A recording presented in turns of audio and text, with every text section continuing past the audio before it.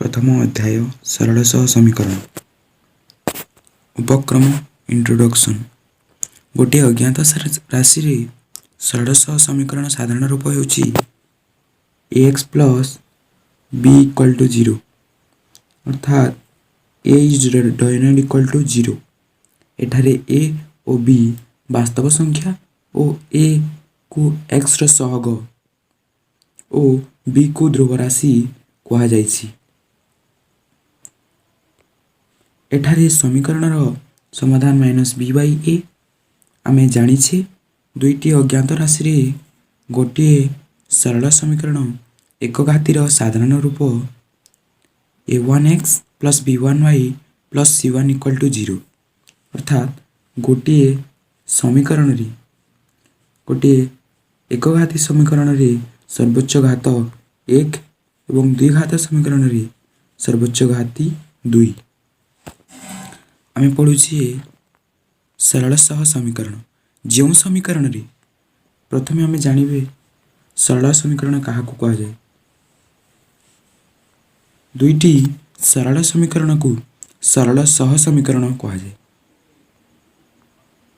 एवं समीकरण समाधान माइनस बी बाई ए बोली आमे जानिछे। x एक अज्ञात राशि बा चर राशि एवं एठारे समीकरण 1 ज्यामितिक रूप xy समतल दिया जायछि सह समीकरण द्वारा ज्यामितिक परिप्रकाश। आमे जानिछे जे गोटे कार्टेजीय समतल रे x x y y dash तारो चार गोटी पाद थाए प्रथम पाद द्वितीय पाद तृतीय पाद चतुर्थ पाद एवं एठारे आमे जानिबे सह समीकरण द्वारा ज्यामितिक परिप्रकाश। मने कर दत्त एक घाती समीकरण a1x plus b1y plus c1 equal to 0 a2x plus b2x plus c2 equal to 0 प्रथम समीकरण द्वितीय समीकरण जेउठारे a1 square plus b1 square is डायनल इक्वल टू 0 एवं a2 square plus b2 square is डायनल इक्वल टू 0 अर्थात a1 और b1 एक संगे समान नहंती ताहा a1 और b1 ताहा समान नुहे। प्रथम समीकरण a1x plus b1y plus c1y गोटे गोटे सरल रेखा को गोटे गोटे समीकरण कहा जाए एवं परस्पर छेदी हेले ताहा अनन्य बा यह तीन प्रकार अनुधान कले आमे जानि पारबे गोटे सरल रेखा xy समतल रे मनकर प्रथम वृत्त पाद रे तीन प्रकार अवस्था रे रही पारबे। केते प्रकार अवस्था रे रही पारबे से माने तीन प्रकार अवस्था रे रही पारबे। प्रथम अवस्था हेउछि अनन्य समाधान एवं द्वितीय असंख्य तृतीय असंगत जहार समाधान नहीं बा तार समाधान नहीं।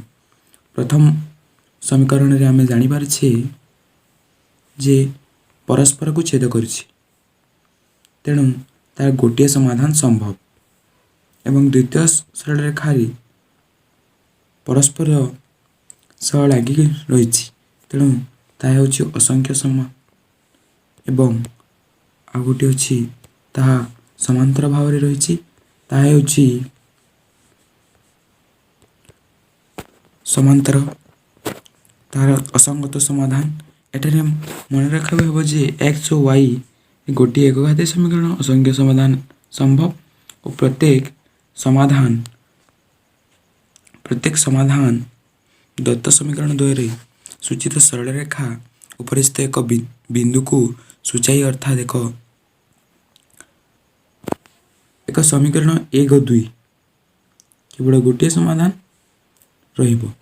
जदि केवल दुईटी समीकरण सरल रेखा परस्पर को छेद करिवे एठारे a1 सरल रेखा एक अभिन्न एवं अर्थात एक अभिन्न अटंती तेणु सेमानकर साधारण बिंदु असंख्य तार समाधान मध्य असंख्य।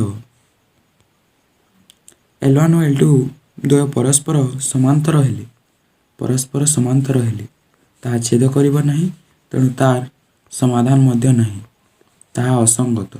संगत काहाकू कुहाଯାଏ, असंगत काहाकू कुहाଯାଏ आमे जानि।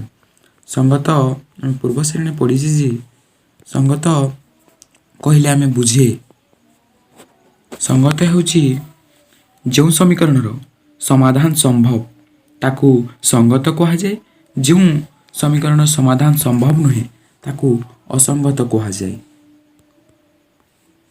पुणी लेखचित्र द्वारा समीकरण समाधान solution of simultaneous equation by use of graph.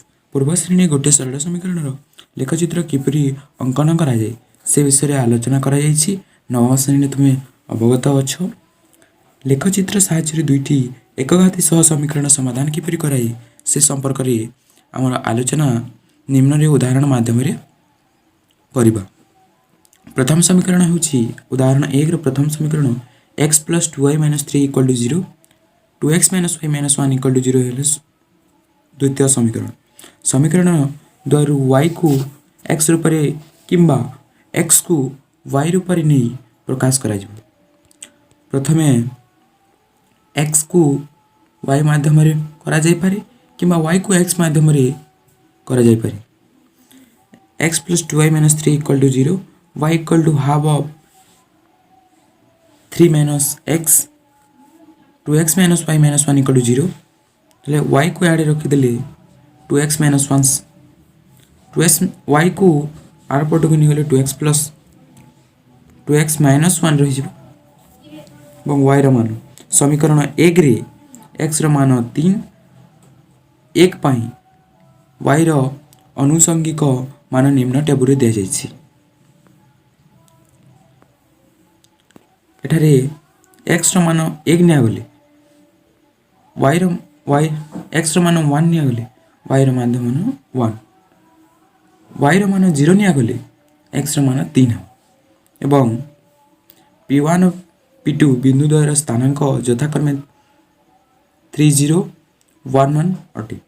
सेपरि समीकरण सेकेंड रे x ର मान ओ 2 ର ପାଇଁ अनुसंगिक मान निम्न टेबुल दिया जाइछि। q1 और q2 ର स्थानांक यथाक्रमे 1 1 2 3 अटे। लेखक रे x y अक्षद्वय अंकन करी l1 रेखा ପାଇଁ 3 0 1 1 बिंदु द्वय को समतल रे स्थापन करा जाय। एहला कार्टेशियन समतल बा r स्क्वायर समतल बा आयतीय समतल।